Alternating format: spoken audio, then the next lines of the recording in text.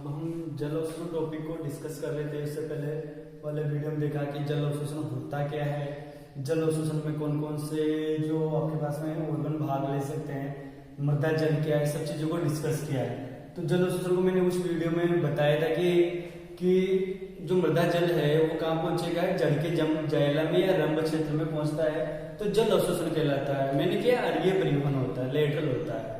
फिर भी मैंने कहा कि जल अवशोषण में केसी का जल का यूज किया करते हैं पौधे।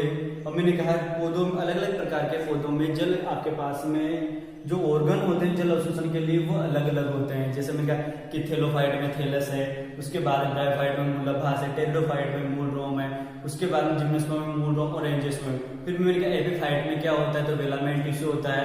मैंने कहा कोनिफर में कौन यूज करता है, तो माइकोराइजा या कवकमूल काम में आया था। अब जल अवशोषण की मैंने कहा विस्तृत संरचना देख लेते हैं कि जल अवशोषण का क्षेत्र जड़ में कौन कौन सा है। अगर एंजियोस्पर्म की बात की जाती है तो जल अवशोषण के क्षेत्र कौन सा क्षेत्र जल अवशोषण में भाग लेगा, क्या संपूर्ण जड़ जल अवशोषण में भाग लेती है या नहीं लेती है। और ये डायग्राम ज्यादा थे इस चैप्टर में, तो मैंने डायग्राम बना दिया ताकि टाइम की सेविंग हो पाएगी। ठीक है, तो देखो स्टार्ट करते हैं वीडियो को। तो जल अवशोषण का क्षेत्र देखते हैं मतलब एक जड़ के लिए। यहाँ पे मैं एंजियोस्पर्म की बात कर रहा हूँ, जिम्नोस्पर्म की बात कर रहा हूँ, टेरिडोफाइट कोई से भी आपके पास में जड़ है तो यहाँ पे कहेंगे जड़ में कौन कौन क्षेत्र है। तो जड़ में देखते हैं एक तो होता है मूल गोप क्षेत्र। क्या होता है, मूल गोप होता है, यहाँ पे कहेंगे मूल गोप फर्स्ट रीजन है। फिर मैंने कहा ये विभज्योतिकी क्षेत्र है। क्या है, विभज्योतिकी क्षेत्र। तो यहाँ पे कहेंगे विभज्योतिकी क्षेत्र कहलाएगा। Root apical meristem. फिर मैंने कहा दूसरा आएगा, थर्ड आएगा दीर्घीकरण क्षेत्र। ये कौन सा है, दीर्घीकरण क्षेत्र। देखो थर्ड फोर्थ है उसका परिपक्वन क्षेत्र। अब आपको क्वेश्चन मिलता है कॉम्पिटिशन में कि जल का अवशोषण जड़ में कौन सा क्षेत्र करता है। ऑप्शन ए आ जाएगा मूल गोप, विभज्योतिकी, दीर्घीकरण क्षेत्र और परिपक्वन क्षेत्र। तो फिर आपका आंसर कौन सा आएगा। तो वीडियो पर मैं आंसर बताऊंगा, देखो आपको भी। तो पहले बात करते हैं मूल गोप की, पहले फंक्शन देख लेते हैं। मूल गोप जो होता है ये टिप पार्ट है भाई, इसका क्या है, टिप पार्ट। किसी भी रूट का शीर्ष भाग जो होगा गहराई में गया हुआ है वो टिप पार्ट कौन कहलाएगा, मूल गोप कहलाएगा। और मैंने कहा मूल गोप का फंक्शन क्या है, इस राम को सुरक्षा प्रदान करता है भाई। राम की सुरक्षा का काम जो किसके पास में है, ये है एक रूट केप के पास में। ये रूट केप मजबूत भाग है जो किसकी सुरक्षा कर रहा है, ये रेड रंग से मैंने सेल्स बना रहे इस राम की रूट एपिकल मेरिस्टेम, जिसकी कोशिकाएं लगातार विभाजनशील हो रही है, उसकी सुरक्षा करेगा। किससे, मृदा के कणों से। किससे करेगा, मृदा के कणों से। अब बात आती है विभज्योतिकी क्षेत्र। मैंने कहा इसमें लगातार सेल डिवीजन होगा, इसकी सेल में लगातार सेल डिवीजन होता है, लगातार कोशिका विभाजन होता है, तो इसकी कोशिका विभाजनशील होगी और कहीं ना कहीं जड़ की लंबाई बढ़ाने में योगदान देगी। मैंने कहा थर्ड आता है दीर्घीकरण क्षेत्र।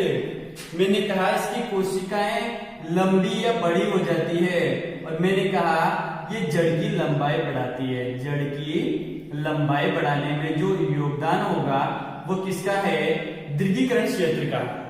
अब आता है कोशिका परिपक्वन क्षेत्र या परिपक्वन क्षेत्र। तो परिपक्वन क्षेत्र की बात करें, मैंने कहा कोशिकाएं अलग अलग कार्यों में विभेदित हो जाती है। और इसका लास्ट पार्ट देखते हैं, इसमें काष्ठी भवन होने लग जाता है, सुबेरी निकृत हो जाती है, लिग्निक भवन। तो अपर पार्ट भी जल अवशोषण में भाग नहीं ले रहा है, परंतु इस कोशिका परिपक्वन क्षेत्र में एक और संरचना पाई जाती है जिसको बोलते हैं मूल रोम। क्या कहते हैं, मूल रोम। ये मूल रोम आपके पास मैंने इस डायग्राम में बना रखा है। तो ये मूल रोम है आपके पास में, एक को जूम करके बनाए, एक को इसकी संरचना है मूल रोम। तो मूल रोम पाए जाते हैं परिपक्वन क्षेत्र में। और इससे पहले वाले वीडियो में बताया कि मूल रोम ही जल अवशोषण का काम करते हैं। तो सीधा सा संबंध किससे, परिपक्वन क्षेत्र से है। आपसे पूछा जाए कि जल अवशोषण में कौन सा क्षेत्र भाग लेगा, आप कहेंगे परिपक्वन क्षेत्र। परंतु कभी कभी क्या होता है, परिपक्वन क्षेत्र भी देता है ऑप्शन में और साथ में मूल रोम भी दे देता है। तो मूल रोम क्षेत्र मानना है फिर आपको। अगर ये नहीं देता है ऑप्शन में तो आप क्या मानेंगे, परिपक्वन क्षेत्र। तो यहाँ पे आपके पास मूल गोप का काम जल अवशोषण का नहीं होगा, विद्युतीकी और विद्युतीकरण क्षेत्र लंबाई बढ़ाने में, ये सुरक्षा करने में और परिपक्व क्षेत्र में मूल रोम पाए जाने के कारण जल के अवशोषण का जो काम करता है वो कौन करता है? परिपक्व क्षेत्र करता है। हटा देते हैं इसको। अब आता है जल अवशोषण का मार्ग। इसका मतलब आपको एक बात ध्यान रखनी है, जल अवशोषण में ये बात आपके पास में क्या है? सोइल वाटर है, मृदा जल, और ये मृदा जल कहां एंटर होगा? जाइलम में। कहां जाना चाहिए? जाइलम में। आप इसमें भी कहो रंभ में। कहां जाएगा? रंभ में या स्टील में जाएगा। इसका मतलब ये मृदा जल, मैंने कहा यहां पर मृदा जल होगा, ये मृदा के कण है, तो इनके बीच बीच में क्या है? मृदा जल। कौन सा? केशिका जल है, और ये केशिका जल है आपके पास में कैपिलरी वाटर, तो ये मृदा जल है। मृदा जल कौन सा? केशिका जल। केशिका जल, ठीक। अब इसको कहां जाना है? जाइलम में। तो बहुत सी बार पूछा जाता है एग्जाम में कि जल अवशोषण का मार्ग कौन सा है। तो इस मार्ग को समझने से पहले मैं इस चीज को समझाता हूं कि कोशिकाओं में जल का परिवहन कैसे होगा। तो सबसे पहले बात करते हैं कि ये सेल से मैंने ए सेल, बी सेल और सी सेल, तीन कोशिकाएं बना रखी, पहली, दूसरी, तीसरी कोशिका। अगर मैं बात करूं इस कोशिका के स्ट्रक्चर की, तो आप जानते हैं कोशिका का सबसे बाहरी आवरण प्लांट में सेल वॉल होगा ना। प्लांट में क्या होता है? Cell wall. और फिर इसके बाद में मैंने कहा सेल मेम्ब्रेन कॉमन रूप से पाई जाती है, और फिर मैंने क्या अंदर रिक्तिका होती है। क्या होती है? रिक्तिका। और प्लांट कोशिकाओं में रिक्तिका बड़ी होती है ना जंतु कोशिकाओं की अपेक्षा, तो मैंने कहा यहाँ पे रिक्तिका पाई जाएगी, और रिक्तिका की जो झिल्ली होती है वो टोनोप्लास्ट कहलाती है। रिक्तिका की मेम्ब्रेन क्या कहलाएगी? टोनोप्लास्ट। ये चयनात्मक पारगम्य, ये चयनात्मक पारगम्य, और ये क्या है? पारगम्य। अब बात करते हैं कि जल अवशोषण के मार्ग की। तो मैंने कहा जल अवशोषण के लिए तीन वर्ड आते हैं। एक तो आता है एपोप्लास्ट, यहां समझा देता हूं, चलो ये लिख देते हैं। एपोप्लास्ट वर्ड आता है, एक आता है सिम्प्लास्ट, और एक वर्ड आता है आपके पास में रिक्ति के बदले एपिक्युलर पाथ है। तो तीन प्रकार से एक कोशिका से दूसरी कोशिका में जल पहुंच सकता है। सबसे पहले बात करते हैं एपोप्लास्ट की। तो एपोप्लास्ट की बात करें तो यहां एपोप्लास्ट पथ कैसे कहेंगे? तो आप ये ध्यान रखना कि ये निर्जीव पथ है। भाई कैसा है? निर्जीव पथ है। सबसे इंपॉर्टेंट चीज ये निर्जीव पथ है। जल अवशोषण का कौन सा पथ है? निर्जीव। और मैंने कहा सजीव कौन सा है भाई? तो सजीव सिम्प्लास्ट है। सजीव पथ कौन सा है? सजीव पथ है सिम्प्लास्ट। और सिम्प्लास्ट में एक और आता है एक्विलोप्लास्ट, ये भी क्या आता है? सजीव। तो क्वेश्चन पूछा जाए जल अवशोषण में निर्जीव पथ कौन सा रहता है? तो एपोप्लास्ट है। अब बात करते हैं एपोप्लास्ट होता क्या है। तो यहां पे मैं सबसे पहले एपोप्लास्ट की बात करूं, अगर सेल वॉल से होकर जल का अवशोषण एक कोशिका से दूसरी कोशिका में जल का परिवहन हुआ, इसे सेल वॉल। तो यहां आप कहेंगे कि इस सेल वॉल से, भाई ओनली किससे हो रहा है? सेल वॉल से जल का परिवहन सेल वॉल से हो रहा है। तो ये जल का परिवहन किससे हुआ? ओनली सेल वॉल से। और सेल वॉल के साथ में क्या दिया? ICS, अंतर कोशिकीय अवकाश। हो गई कंप्लीट बात। मैंने कहा एपोप्लास्ट यहाँ पे कहेंगे निर्जीव पथ है, इसमें जल का परिवहन एक कोशिका से दूसरी कोशिका में कोशिका भित्ति और अंतर कोशिकीय अवकाश, ये ICS का मतलब क्या है? अंतर कोशिकीय अवकाशों से होकर होता है। मैंने कहा इसमें सामान्यतः किससे होगा? विसरण से होगा। भाई किससे होगा? विसरण से। विसरण क्रिया के द्वारा जल एक कोशिका से दूसरी कोशिका में पहुंचेगा, और मैंने कहा कोई एनर्जी की आवश्यकता भी नहीं है, तो यहाँ पे एटीपी भी आवश्यक नहीं है। तो चार बातें ध्यान रखनी है एपोप्लास्ट में। पहली बात निर्जीव पथ है, फिर मैंने कहा इसमें कोशिका भित्ति और ICS के द्वारा होने वाला जल का परिवहन। देखो कोशिका भित्ति निर्जीव है आपके पास में, ICS अवकाश है, और साथ में कहेंगे विसरण क्रिया के द्वारा जल एक कोशिका से दूसरी कोशिका में जाएगा, और यहाँ पे कहेंगे इसमें एटीपी का प्रयोग नहीं होगा, और मैक्सिमम जल का परिवहन इसी से होता है। अधिकतम जो जल का परिवहन होगा या अनियंत्रित जो जल का परिवहन होता है वो किससे होगा, एपोप्लास्ट से। अब बात आती है सिम्प्लास्ट। मैं सिम्प्लास्ट को यहां ले लेता हूं, देखो ये सिम्प्लास्ट पथ है। अब सिम्प्लास्ट की बात करते हैं तो जस्ट वहां देखते हैं सजीव पथ है, इसका मतलब सजीव संरचना भाग लेगी इसमें कहीं ना कहीं। क्या भाग लेगी, सजीव संरचना। अब सजीव संरचना भाग लेगी तो कौन से लेगी, देखो मैंने कहा ये कोशिका झिल्ली भाग लेगी यहाँ पे, तो यहां कहूंगा मैं कोशिका झिल्ली के द्वारा। जल का परिवहन किससे होगा, कोशिका झिल्ली, और साथ में आप ये कहेंगे कि ये जीव द्रव्य तंतु, ये जल का परिवहन जो हो रहा है किससे हो रहा है आपके पास में, सजीव संरचनाओं से। तो यहां पे कहेंगे कि प्लाज्मोडेस्माटा, प्लाज्मोडेस्माटा और साइटोप्लाज्म, क्या है, साइटोप्लाज्म। तो ऐसा जल का परिवहन जो कोशिका द्रव्य और प्लाज्मोडेस्माटा की सहायता से होता है। अब प्लाज्मोडेस्माटा को क्या होता है, मैंने कहा दो कोशिकाओं को अटैच करने वाले जीव द्रव्य के जो तंतु होते हैं या रेशे होते हैं वो क्या कहलाते हैं, प्लाज्मोडेस्माटा। इसका मतलब जल का परिवहन किससे हुआ, प्लाज्मोडेस्माटा। और प्लाज्मोडेस्माटा से जो मैं कहीं जलीय प्लाज्मोडेस्माटा, यहाँ पे मैं ये बनाया, इसमें क्या है, जीव द्रव्य के तंतु, और इन जीव द्रव्य तंतु से किसमें गया जल, कोशिका द्रव्य में, वापस जीव द्रव्य, फिर वापस कोशिका द्रव्य में। तो एक कोशिका से दूसरी कोशिका में जल का परिवहन किससे हुआ, प्लाज्मोडेस्माटा, और आपके पास में साइटोप्लाज्म से होता है, तो सिम्प्लास्ट। मैंने कहा जीवित पत्ता ना आपके पास में, और कहेंगे प्रासरण के द्वारा होता है। यहाँ पे जल का परिवहन किससे होगा, प्रासरण क्रिया के द्वारा होता है। तो जल का परिवहन किससे हो रहा है, प्रासरण क्रिया के द्वारा। और आप ये कहेंगे इंपोर्टेंट बात आती है कि थर्ड, ये एंडोडर्मिस से होकर होता है। एंडोडर्मिस की जो केसरीन पट्टियां होती है वहां पर केवल आप ये कहेंगे सिम्प्लास्ट पथ या कहेंगे ट्रांसमेम्ब्रेन पथ के द्वारा ही जल का परिवहन होगा। बात करते हैं थर्ड है रिक्तिकीय पथ। कौन सा था है, रिक्तिकीय पथ। तो रिक्तिकीय पथ आता है थर्ड, कौन सा आएगा, थर्ड रिक्तिकीय पथ। और रिक्तिकीय पथ की बात करते हैं तो सेल मेम्ब्रेन और टोनोप्लास्ट। मैंने कहा टोनोप्लास्ट भी भाग ले रही है, सेल मेम्ब्रेन के साथ कौन भाग ले रही है, टोनोप्लास्ट। तो यहाँ सेल मेम्ब्रेन और साथ में कौन भाग ले रही है, टोनोप्लास्ट। इसका मतलब रिक्तिका के द्वारा जो जल का परिवहन एक कोशिका से दूसरी कोशिका में होता है वो कहलाएगा आपके पास में रिक्तिकीय पथ।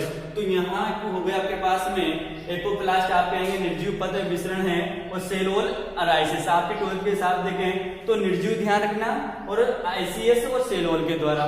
यहाँ पे कहेंगे सिम्प्लास्ट सजीव पथ है, प्लाज्मोडेस्माटा साइटोप्लाज्म के द्वारा। और रिक्तिकीय पथ में ध्यान रखना टोनोप्लास्ट के द्वारा अगर जल का परिवहन होता है तो रिक्तिकीय पथ कहलाएगा। और ये इस प्रकार जल का क्या हो गया, पथ हो गया आपके पास में अलग 3 प्रकार के। और एक और वर्ड आता है, नाम आता है मुंच का। किसका आता है, मुंच का नाम आता है। तो ये मुंच वैज्ञानिक हैं जिन्होंने ही एपोप्लास्ट और सिम्प्लास्ट टर्म्स दी थी। आपसे पूछा जाए एपोप्लास्ट और सिम्प्लास्ट शब्द का प्रयोग किसने किया, तो मुंच ने दिया। तो कोई दिक्कत है नहीं है, यहाँ पे इजी है, आप इसकी सारणी बना करके भी इसको समझ सकते हैं। ठीक, अब आपके पास में मैं इसको हटा देता हूं, थोड़ा सा बोर्ड भर गया है, हटा देते हैं।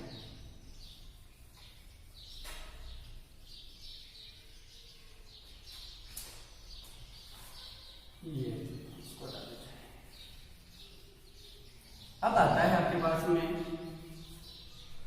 जल अवशोषण के मार्ग में किस प्रकार मृदा जल जो होता है ये जाइलम तक पहुंचता है। अब देखो यहाँ पे जाइलम तक कैसे पहुंचेगा। सबसे पहले एक वर्ड आया था पहले डीपीडी। मैंने कहा जल की गति हमेशा निम्न डीपीडी से उच्च डीपीडी की ओर होगी। जल की गति कैसे होगी, निम्न डीपीडी से उच्च डीपीडी की ओर। और मैंने कहा जल की गति में निम्न ओपी से उच्च ओपी के। इसका मतलब डीपीडी कम है तो ओपी भी कम होना चाहिए वहां पे, और ओपी कम में है तो डीपीडी भी आपके पास में कम ही होगी। अब देखो जल आपके पास में जल अवशोषण चल रहा है, तो यहाँ मृदा जल का कहाँ पहुंचेगा, रंभ में। कैसे पहुंचेगा, देखो सबसे पहले बात आती है कि सॉल्यूशन जो मृदा जल है या मृदा का विलयन है, यहां पर डीपीडी क्या होती है, लो होती है। डीपीडी क्या है, कम। जबकि मूल रोम को देखते हैं, इसकी डीपीडी क्या है, हाई। यहां पे डीपीडी क्या है, हाई है। किसकी अपेक्षा, देखो ये कंपैरिजन चलेगा यहाँ पे। मृदा जल की अपेक्षा मूल रोम की डीपीडी क्या होती है, ज्यादा होती है। आपको पता है इस डीपीडी के कारण ये जल आपके पास में कहां पहुंच गया, मूल रोम। अब मूल रोम में जैसे जाता है तो धीरे धीरे इसका टीपी बढ़ जाता है और इसकी डीपीडी क्या हो जाएगी, कम। टीपी बढ़ेगा तो डीपीडी कम होती है ना, तो मूल रोम में जल चला गया है किसके कारण, डीपीडी के अंतर के कारण। और मैंने कहा टीपी बढ़ गया है, और टीपी बढ़ गया तो डीपीडी अब यहाँ पे क्या हो गई, कम। परंतु पास वाली कोशिका की डीपीडी ज्यादा है, इसको तो जल मिल गया है, इसका मतलब इन दोनों की डीपीडी इक्वल हो गई है। परंतु पास वाली सेल को देखते हैं, मूल रोम के पास वाली, मैंने कहा इस एपिब्लेमा की जो सेल्स हैं, ये एपिब्लेमा की सेल आपके पास में, तो इसकी डीपीडी मूल रोम की डीपीडी से क्या है आपके पास में, ज्यादा है। और ज्यादा है तो कम डीपीडी से वापस आए डीपीडी की ओर, क्या गया, जल। तो यहाँ पे इसके बाद में जल कहाँ है, एपिब्लेमा में। कहाँ है, एपिब्लेमा में। तो आप कहेंगे सोइल वाटर कहाँ चला, देखो ये सोइल वाटर किस में गया, मूल रोम में। मूल रोम से जल कहां जाएगा इसके बाद में, एपी ब्लेमा में। ठीक, अब एपिब्लेमा में जल आ गया है, इसका मतलब टीपी बढ़ गया है इसकी कोशिका का, और टीपी बढ़ गया तो डीपीडी डाउन। परंतु कोल्टेस की कोशिकाओं की डीपीडी क्या है, ज्यादा है। इस कारण इस डीपीडी के अंतर के कारण कोल्टेस की सेल में भी क्या जाएगा, जल आता रहेगा। किसके अंतर के कारण, डीपीडी के अंतर के कारण। और धीरे धीरे यहाँ की डीपीडी कम होती है, तो इसके बाद में जल किसमें आएगा, कोर्टेक्स में। कहा गया, कोर्टेक्स सेल में। तो ये आपके पास में एपिब्लेमा से जल किसमें गया, कोर्टेक्स में। क्यों गया, डीपीडी के अंतर्गत। फिर मैंने कहा अब जैसे ही यहाँ पर आती समस्या, अधिकांश बच्चों की समस्या जो आती है एंडोडर्मिस। अब एंडोडर्मिस को मैंने पढ़ाया था आपको कि एंडोडर्मिस में ढोलकाकार कोशिका पाई जाती है, और ये वाटर डैम में या एयर डैम का कार्य करती है। कौन, एंडोडर्मिस। तो देखो यहाँ पे कहेंगे इस एंडोडर्मिस की स्पर्श रेखीय भित्तियों पर लिग्निन और सुबेरिन का जमाव हो जाता है। देखो मैंने डार्क किए ना, इसका मतलब यहाँ पर लिग्निन और सुबेरिन का जमाव हो गया स्पर्श रेखीय भित्तियों पर। क्या हो गया, लिग्निन और सुबेरिन का जमाव हुआ और बन गई है केस्टेरिन पट्टियां। क्या बनी, केस्टेरियन पट्टियां। अब मैंने जब पारगम्यता पढ़ाई तो उस टाइम पे कहा था लिग्निन और सुबेरिन अगर कोशिका भित्ति पर जम जाता है तो वो कोशिका भित्ति क्या होती है, जल के लिए अपारगम्य हो जाएगी। अपारगम्य हो जाएगी तो कोर्टेक्स से जल जब यहाँ पर आ गया था तो क्या एंडोडर्मिस से क्रॉस नहीं हो पाएगा क्या, क्योंकि केसवन पट्टियां पाई जा रही, तो हाँ केसवन पट्टियों से बिल्कुल भी नहीं गुजरेगा। कोर्टेक्स से जल केसवन पट्टियों में नहीं आएगा। तो इसका सॉल्यूशन ये है कि यहाँ पर कुछ कोशिकाएं ऐसी भी होती हैं जिस पर लिग्निन और सुबेरिन का जमाव नहीं होता है, और उनको कहते हैं मार्ग कोशिका। क्या बोलते हैं, मार्ग कोशिकाएं। पात सेल कहेंगे, क्या बोलेंगे, पात सेल। तो पात सेल पर लिग्निन सुबेरिन का जमाव नहीं है, तो जाहिर सी बात है जल किसमें आएगा, पात सेल में आएगा। तो यहाँ पर इन कोशिकाओं में, जिन कोशिकाओं में लिग्निन सुबेरिन का जमाव नहीं है, वो पात सेल में जल आ गया है। तो नेक्स्ट कोर्टेक्स से एंडोडर्मिस की कौन सी, पात सेल। एंडोडर्मिस की कौन सी है, मार्ग कोशिका में जल आता है।